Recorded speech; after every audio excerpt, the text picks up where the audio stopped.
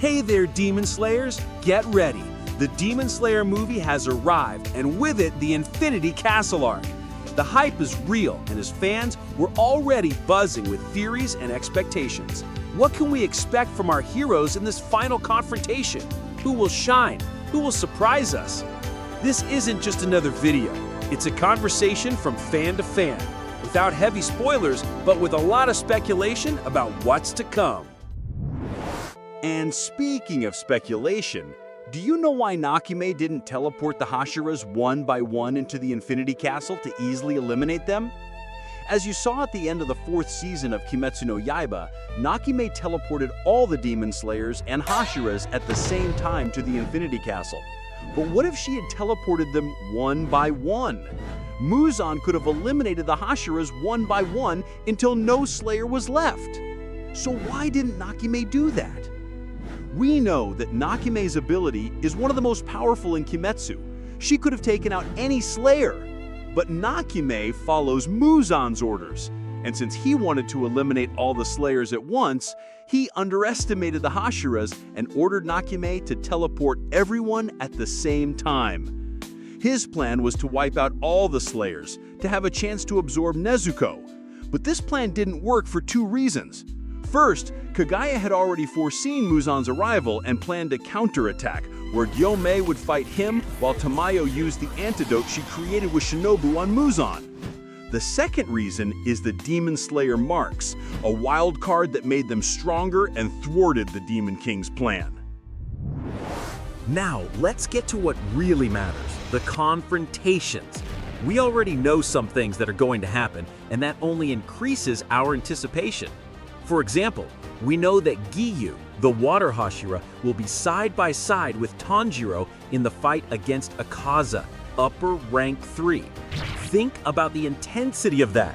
Akaza is a monster of strength and speed, and we've already seen what he's capable of. The expectation is to see Tanjiro's evolution, how he will use everything he's learned to fight on equal terms with an upper rank, avenging Rengoku's death. And will Giyu finally show his full potential and overcome his own limits? Because let's be honest, we've been expecting a lot from him since the beginning of the series, and he hasn't delivered anything yet. We also know that Shinobu, the insect Hashira, will face Doma, upper rank 2. This fight promises to be a spectacle of agility, intelligence, and, of course, poison. Shinobu doesn't have the brute strength of the other Hashiras, but her mind is an arsenal. We already know that she has a very personal reason to want Doma, and seeing that revenge come to fruition will be breathtaking, especially knowing who will help her in this fight and why. It will be double revenge. But what about the other Hashiras? What can we expect from them? We can theorize a bit, right? I promise I won't give big spoilers. One of the Hashiras we most want to see fighting is Gyomei, the Stone Hashira, who is considered the strongest. He will certainly take on one of the highest upper ranks, probably Kukushibo, upper rank 1. If that happens, I really hope it's better than Uzui's fight against Guyutara.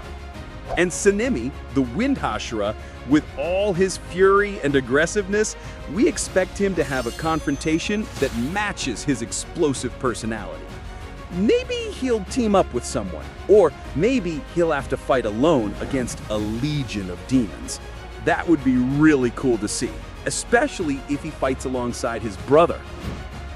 Mitsuri, the Love Hashira, and Obanai, the Serpent Hashira, we really hope they fight together. Their chemistry is undeniable. They are a perfect pair. But who will they fight against?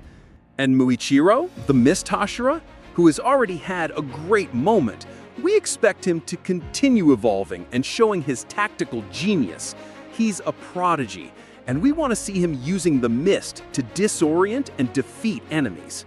Since he already had his moment against upper rank 5, he should help someone in battle, maybe Gyomei.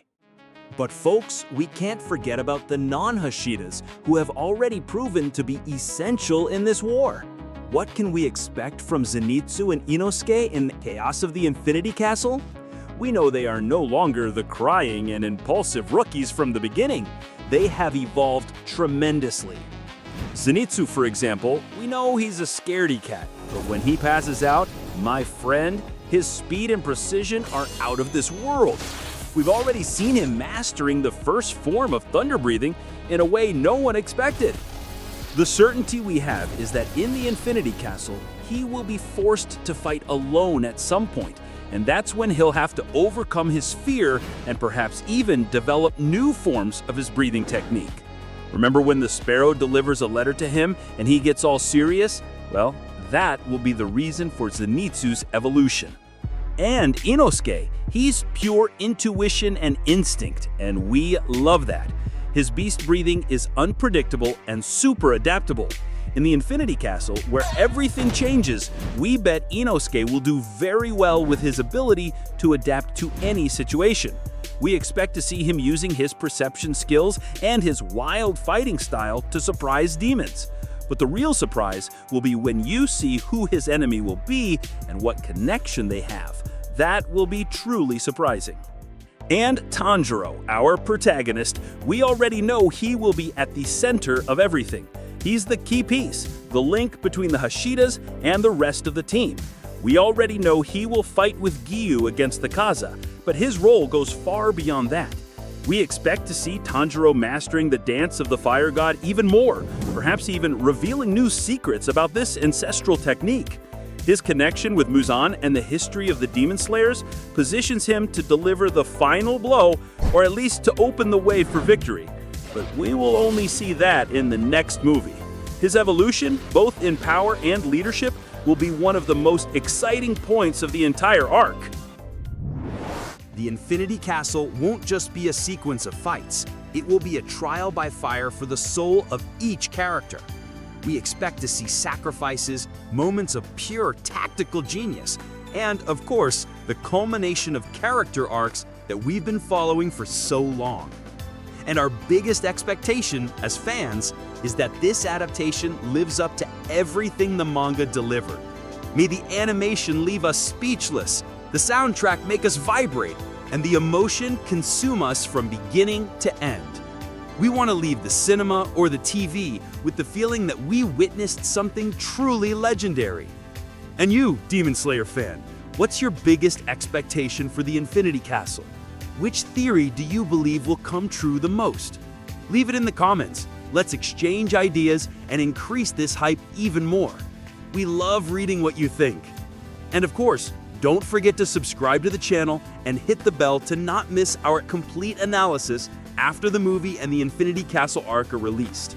We'll be back with everything, with spoilers unleashed, to dissect every detail and freak out with you.